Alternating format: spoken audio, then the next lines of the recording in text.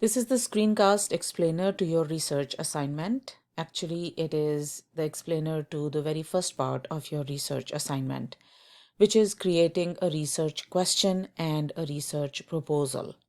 So we are going to focus on how to create a research question.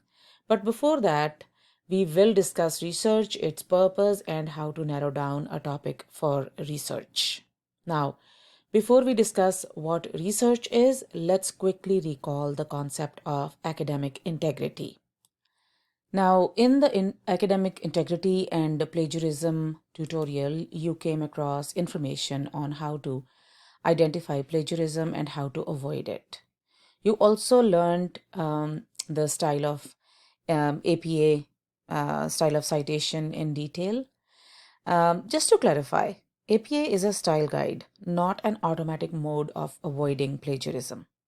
Students might use APA and still plagiarize, so it is not a machine or a technique to check plagiarism. Plagiarism is a choice, it's a shortcut, a habit, and in some rare circumstances, it could be accidental choice too. So, an understanding of what is and is not plagiarism is different from choosing to plagiarize. It's very important to discuss this point before people start their research. APA is a method of correctly putting together resources so that your reader can understand what you chose to consult and cite while conducting your research. So I would advise you to revisit this tutorial as well as the this folder on your Blackboard on APA style guide. APA style guide Seneca module will be handy when you work on your research assignment, starting with this proposal today. So, I promised in the beginning on how to create a research question. We are going to discuss that. But before we go to that, we must understand what a research topic is and what is the difference between a research topic and a research question. And that is where I am taking you today. Now, back to the lecture slides. Research is a systematic inquiry into a topic where we either use some hands-on experience or use factual evidence and secondary sources to inquire, explore, and understand something that interests us. The purpose of research, therefore, is to inquire, that is, to gather information to investigate an issue and explain it to other people, or it is to advance your knowledge by collecting and analyzing facts to increase or strengthen our knowledge about one particular subject, or it is to support an argument. In some situations, research can be used to persuade others and support a particular side of an argument while gaining a full understanding of the opposing view. Now, let me warn you early on that research is not merely about finding a few books or articles that agree with our pre existing opinion. It also involves more than simply using the very first result from a search engine. We know that, not surprisingly, the very first result from a search engine like Google could be a sponsored link, isn't it? Research, therefore, is about pursuing truth and developing knowledge. So, if we develop our own research process, we can also learn to write and speak with authority, because then we will be more confident about the reliability of our sources. Remember that finding sources is easy, especially on the internet today, but it is more crucial that you find good sources that provide information you can trust. A reliable research process will automatically and actually save you time in the long run, while also allowing you to find more useful and trustworthy sources of information. And also remember that any reliable research is a process. It is a recursive process. That means that the researcher collects sources and modifies their work in a cyclical way. You might end up coming back to where you were even after days of research. Not trying to scare you. If you have been able to devise a good research question, then your focus of research stays more pointed, and thereby this research process may not need to be repeated. But before beginning, one should make a research question to stay focused on one's research. Making a research question is time consuming work. Even before beginning research, one does usually have a generic idea or a working thesis, which is an answer to your own research question based on the knowledge you have or depending on what angle you are taking. Now, this process would end when your working thesis fits or opposes the facts available. Working thesis is your educated guess. It is the tentative answer to your research question that we are laying stress on so much today.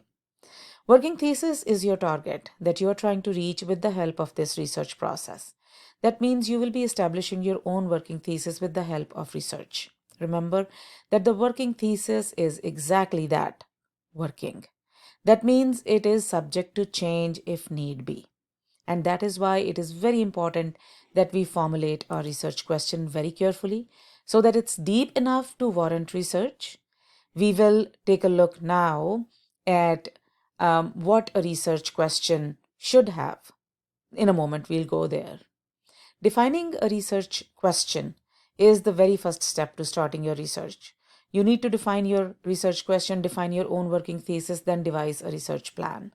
Sometimes you have to go out to get data, to interview people, to maybe conduct surveys, to deal with numbers. But here we are in a literature class, so we will expect you to use literature and articles, etc. to research. However, one thing is sure. You will have to dig deeper. You will have to collect sources in the light of your research question. So it all boils down to how you frame your research question. Once you start collecting your sources, you assess the reliability of your sources. Not all sources are created equal. We will learn about that too. Then triangulate those facts among the sources we have, and then determine whether those facts will verify the working thesis. If yes, then you accept the working thesis and conduct your research around it. If not, then modify your working thesis and go back to collecting sources and repeat the entire process. And if nothing else works, then you may have to redefine and restructure your research question. Don't hate me for that, but don't worry, we will try our best, and I do hope that it never actually comes down to that. So your research question is your first step, and a good research question should be all this and then some. It should be sharp enough to help you conclude finding an answer to your research question. It should offer scope for further research also, but at the same time, it should not leave too many loose threads. There are a few things involved so that you devise the best research question that there can be. At the end of this presentation, I will be taking a look at what is a good research question and what is not. So let's take a look at the requirements of this research question. Your research question should be formulated in such a way that it's deep enough to warrant a research, sharp enough to help you conclude the answer without leaving you groping for more. And there are a few things that are involved so that you can devise the best research question that there can be. It should be focused. It should not be a generic question. It should be specific. It should be feasible.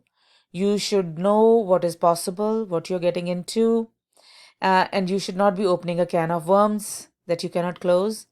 Of course, it should be original. Don't make a question for the sake of making a question. It should be relevant to the topic that you are either being given or you are selecting, and we will take a look at that in a moment. It should be complex enough. It should not be too simple. For example, what are children's toys is not enough. It should be arguable. That means there should be ideally two sides to it, but that would be within the limits of ethical research.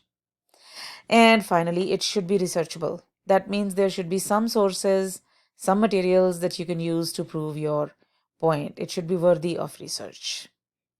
So we will come back to the research question again. Let's go to the distinction between topic and research question. Topic and research question are two different things. So topic and research question, as I was saying, are two different things. For example, in this case, and we will come back to this example again, gender-specific children's toys is a topic. And do boys' toys encourage more intellectual development than girls' toys do? Would be a tentative research question under the bigger umbrella of this topic. So, topic and research question are not the same things.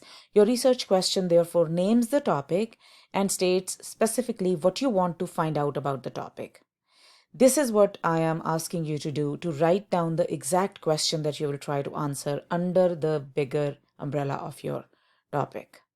So it's a journey to move from topic to research question. You will have to brainstorm, you will have to look at different questions and then decide which question am I the most interested in researching, why is this question important to be researched, and what exactly do I hope to find when I finish researching this research question. Now, when you start to think of a research question, there would be multiple questions that would come to your mind as you start thinking about the topic in depth.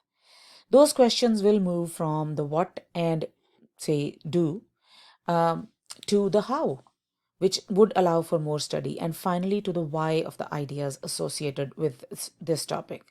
Let's tackle as to why. The why of a question is higher on the hierarchy of study. We need to remember that all questions are not created equal. Some research questions are going to offer you more opportunity to dig deeper than others. I think this would be a very appropriate time to introduce you to this diagram for research question purpose as well as otherwise too. I will post this set of lecture slides in the week 7 folder of your course Blackboard.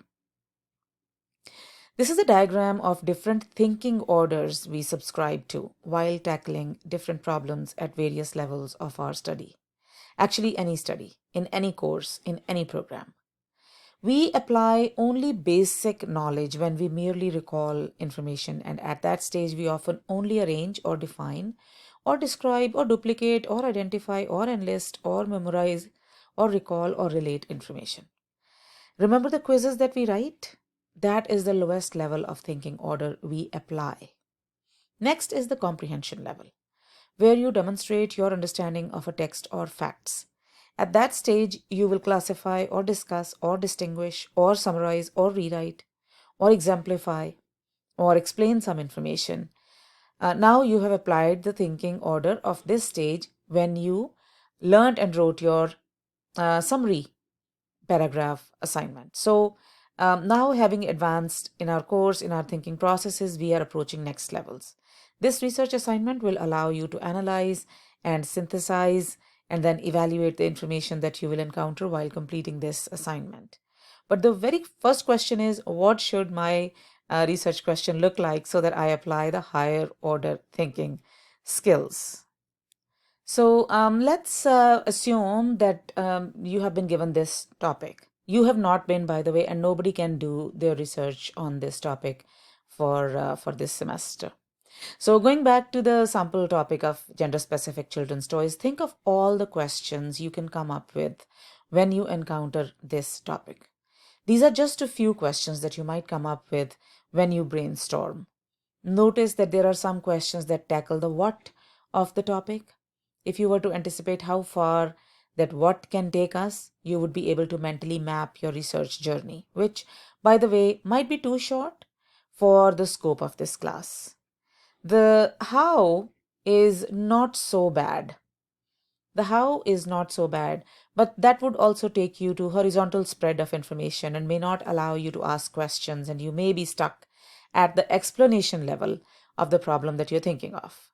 But if you were to take a look at the why or the framing of a question in such a way that you get to investigate the why, you might find reflecting on trying to find the answer to a problem. And subsequently, if you are very ambitious, you might be able to come up with some suggestions. Now, not only is it important to have a higher order thinking, it's also important to narrow down your questions to specifics. Why, you ask? Because depending on the time and scope of any research assignment like ours, you may not be able to present a wholesome response to your research question if you bite too much. So here are some whys of the sample question. Notice that I have color coded some as red, some as light yellow, and some as darker saffronish shade of yellow. What difference can you see in the gradation of these questions?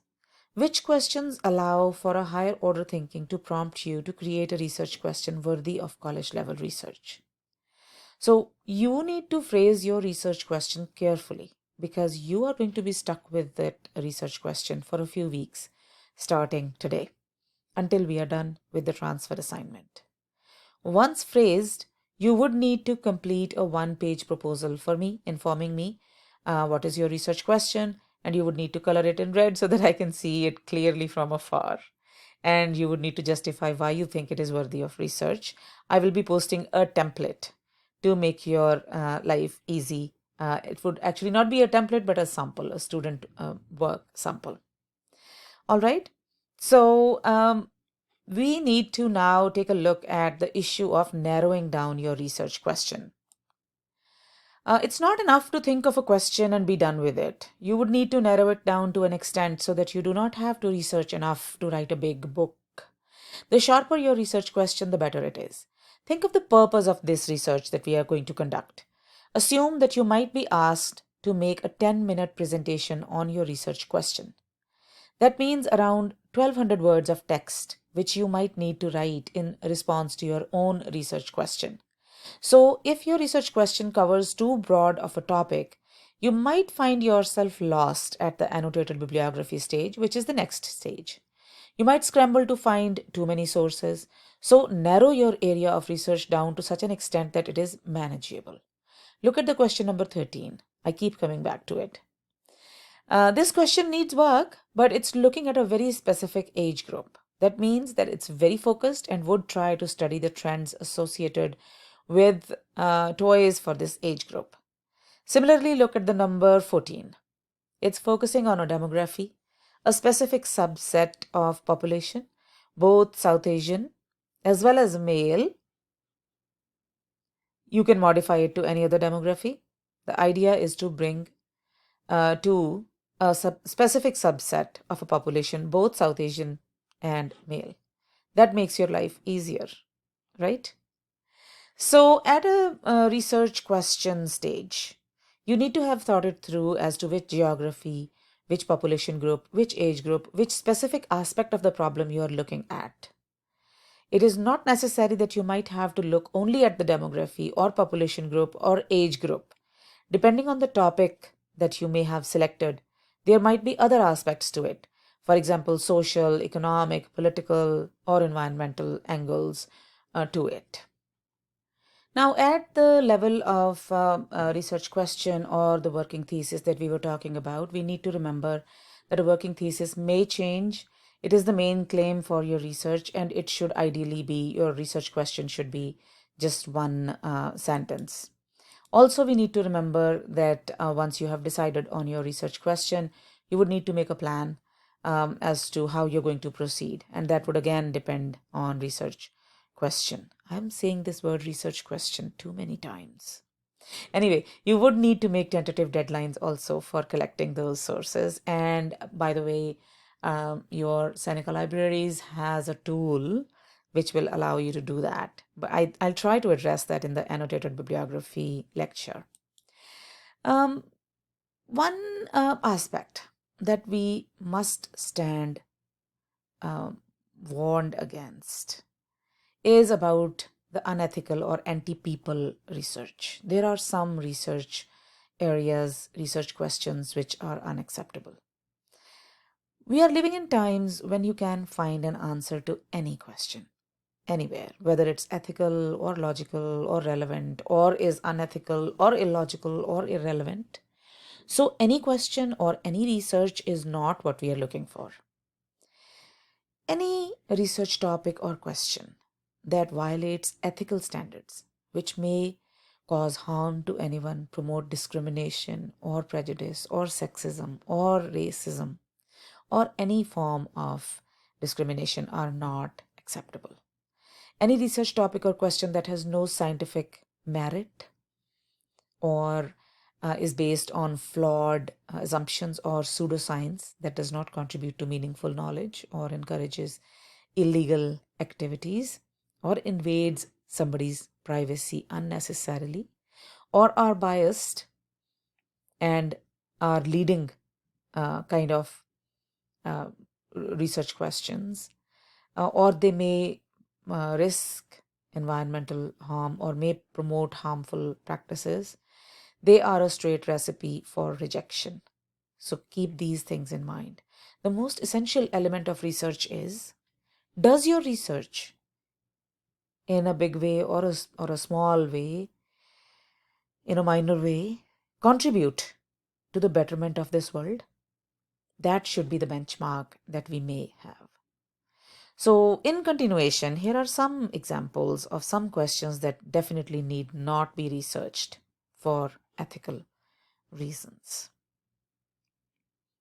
I mean, on the face of it, you may feel these are just questions, but all questions, as I told you, are not created equal. So, with that in mind, essentially, you are researching to present an argument which you will research throughout the second and the third stage. But right after this proposal stage would be the annotated bibliography, and you will get a separate lecture on annotated bibliography. But at this point, we need to take a look at the assignment. That is the big reveal. And here is the big reveal. Here is the assignment. This assignment has 3 parts, all of which have their own links, and those links would be opened as the time arrives. Oh, I forgot to actually say drum roll. um, as this instruction sheet says, this assignment will have 3 parts. All the 3 parts will be on the same topic. Whichever topic you select today will be the one that you will be kind of stuck with. So choose your topic carefully, design your research question carefully. So first the logistics of this task, and then I'll explain it a bit more. The first stage, research proposal, 3%, due by February 19th, which is Monday night. But you don't need to wait until then. I would be very happy if you could share it with me latest by Sunday night so that I could get back to you as soon as possible and give you some feedback. Why feedback is important? Because sometimes what happens is, until we put um, the work into words, we don't really see the depth or the lack of that depth. Sometimes I would act as a sounding board for you, or maybe just a fresh set of eyes, which will take a look at your proposed research question, and then I can get back to you and say, okay, you can tweak it like this. And you will be allowed to repost it or resubmit it without any penalty, provided you had submitted it before the deadline. All right. I will talk some more about the dates, etc. So this research proposal will be due by 19th of February. All right. A little bit about the topic. Now, I have allowed you to choose any topic for your research as long as it is related to Canada, or it's connected, concerned with a Canada-related problem, issue, or something that we need to focus on in Canada. So you can actually select a topic of your own choice, depending on your interest, depending on your area of work. Now, I do understand that having this freedom of choosing any topic is actually problematic, because sometimes when you're given too much choice, it leads us to paralysis of choice. I can give you some tips on choosing your topic. Choose a Canada-related topic which you can stick with for the next 5 weeks or so, because all the 3 components of this research assignment will be about the same topic, same question that you will decide today. So choose a topic which is very close to your heart, that you are passionate about, and then narrow it down to the research area you want to focus on. For example, if you were to choose children's toys, please again remember, you cannot take that topic for your own research. You would need to narrow it down to gender-based children's toys. Then you would further narrow it down to either male or female or gender-neutral toys for children. Then you would further narrow it down to what you're interested in the hardware of the toys or the value they depict, or you're interested in their price and does it matter gender-wise, or maybe you're interested in researching the ethnicity and gender connection, etc., etc., etc. Maybe you just want to research in gender-based toys for a particular age group. So it's entirely up to you to decide how far and how narrow you want to go.